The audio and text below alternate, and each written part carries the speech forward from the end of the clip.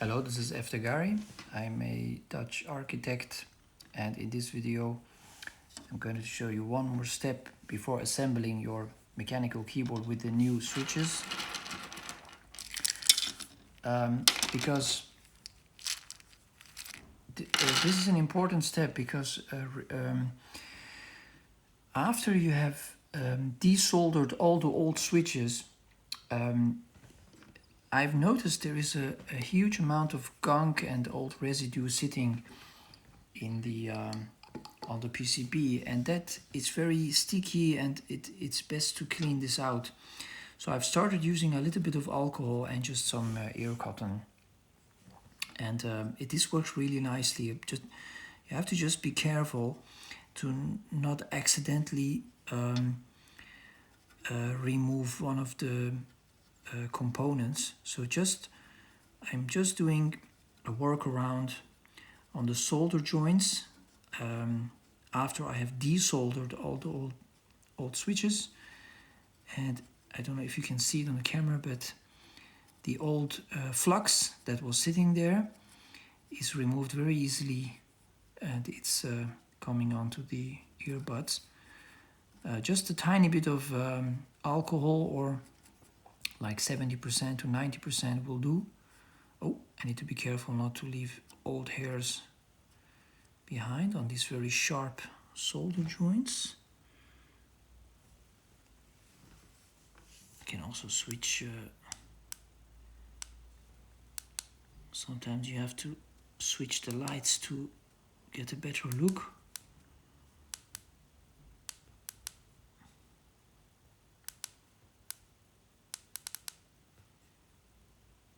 Yeah, this works the best. For some reason the red light shows the old flux from the desoldering iron. So I'm just gonna take a moment and clean up my old PCB. This is actually a very old a Corsair mechanical keyboard that I bought second-hand on the let's say the market, the eBay of the Netherlands, or for pretty cheap. And I removed the silver color speed switches, which are more meant for gaming folks, and I want to replace them with these pretty new and awesome yellow linear switches, which is a kind of a in between, best of both worlds, between the linear red switches and linear black switches. For my feeling, the black ones are a bit tough and weighty, and the red ones are a bit light, and these yellow ones seem to be the perfect balance for my style, for my taste. And so far I have a feeling that these are the best linear switches I've ever had, and they were pretty cheap. I think they were about 30 euros for 110 pieces, which is more than plenty for a ANSI QWERTY keyboard layout. And since they're 110, if you break a couple, you still have plenty. I believe the standard layout is 104 keys on a QWERTY ANSI, so that means you have 6 switches that you can destroy or accidentally, if they come with a bent pin, and you for some reason cannot turn the pin back, or if there is any other problems, or while soldering and there is problems, you can just you have some reserve, which I think was really nice, that they include some extra switches just in case. I mean, imagine you're just working on your project, and then you are one switch too short, and you run out of a switch, and then you have to place a new order, and then a month goes by. So I can highly recommend the process of replacing your old switches which you don't like, instead of throwing out the whole keyboard. So since this is taking a little bit more time than I expected, I'm gonna talk something about the circular economy, or the economy, the lifestyle where there is no waste.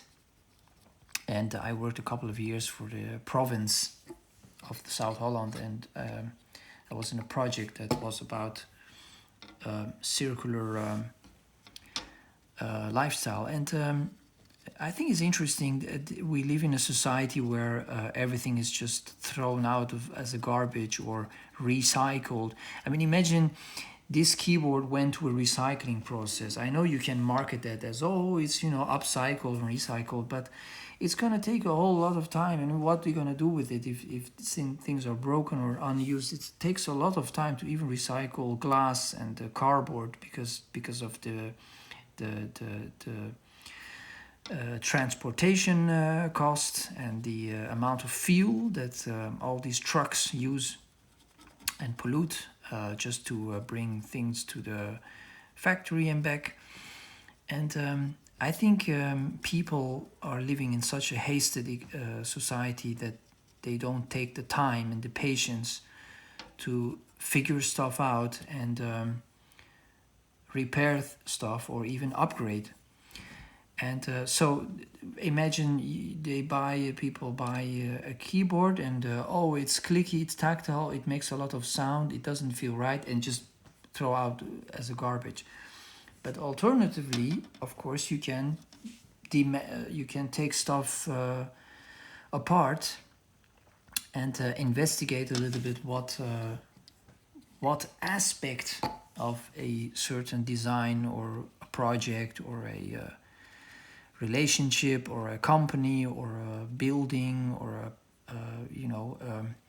can be any kind of a product or project or even organization that you don't like, and then replace that or upgrade that with something that is completely in alignment with how you would like it. And for me, taking apart a mechanical keyboard, salvaging it, and one by one desoldering the old unusable switches and selling the old switches in perfect condition for like a gamer or someone who really loves the speedy switches, which have a very fast actuation point, and replacing them with the switches that I like, is, I think, the pinnacle of what is called circular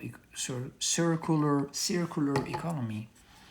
Because instead of sending stuff back to the factory, which is then disposed into tiny pieces or recycled, the plastic and metals, etc., you just keep the product, replace a few parts, and end up with a much nicer product. I really believe in this methodology because there is no transportation, nothing is sent back. You just investigate the details. It just takes a little bit of time as I am cleaning and bringing the shine back to all the parts. After I'm done, this PCB would look as brand new as when it left the factory.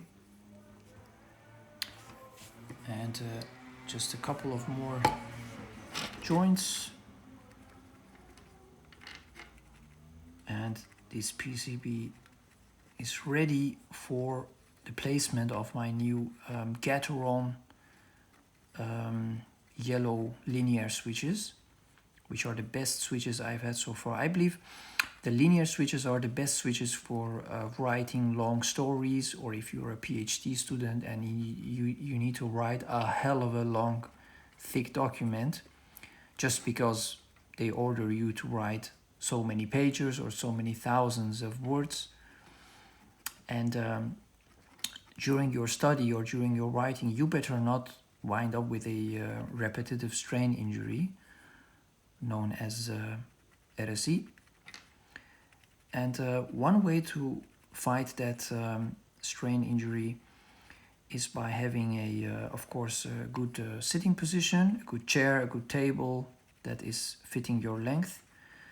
But another thing is, of course, the posture that your fingers rest on the keyboard and are typing away for many thousands of sentences and hundreds of pages.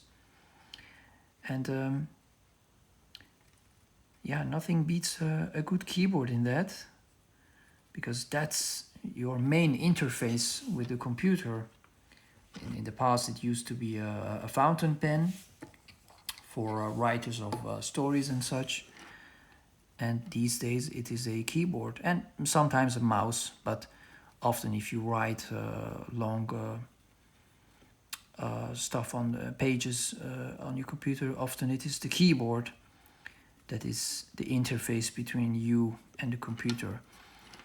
Also, I want to point out that a good monitor that is not eye fatiguing is also a lifesaver, because your eyes are like kind of connected with your brain. And if you get eye fatigue, then, well, there's nothing else that can save you from a headache. So my advice is a good monitor that has a very nice refresh and a solid screen that is like standing rock solid and doesn't flicker too much. And a good keyboard. I believe we have now retouched all the solder joints. And so this main board is now ready for the placement of more than 100 of these. Let me switch the the lamp headlight back to off. Is ready for placement of these. But before I can do that, there's one more step. Is, as you can see, these switches have 5 pins, 2 metal connectors and 3 alignment bumps. But this main board has only 1 alignment bump for securing the switch. So that means that I need to cut the side bumps, and the end result will look like, I had here a switch, didn't I? Well, anyways, what I want to show you is that, so what you can do is cut those 2 pins on the side. You can cut those 2 pins and your end result will look like this. And how can you cut them? There are various ways, but of course you can use a simple Stanley cutter, but you have to be careful for your fingers as well as for those tiny metal pins. What you also can do, if you happen to have a one of these, which is very handy, it's just a tiny scissor, which is really thin. And I have cut the extra pins, which are not necessary, with something like this. Oh, I have to look at my hands in order to be able to do that. So here it is. Here's the switch, and here we place the cutter. I'll put my hand above it, above the tiny piece, so it doesn't fly around and come into my drinks or whatever. So I'll cut that out. That's one. And now I will cut the other part. Just careful for this metal thing, metal pin that you don't want to disturb. All right. And that's a beautiful end result. As you can see, there is the switch, and I have saved the 2 pins that look like a half of a rice grain, and I'll throw these away. So yeah, in the next video I'm gonna place these, and then we're gonna proceed on how to make the preparations for a perfect solder points, as well as to make them really fit snugly and solidly into the PCB. Okay, see you in the next video. Ciao.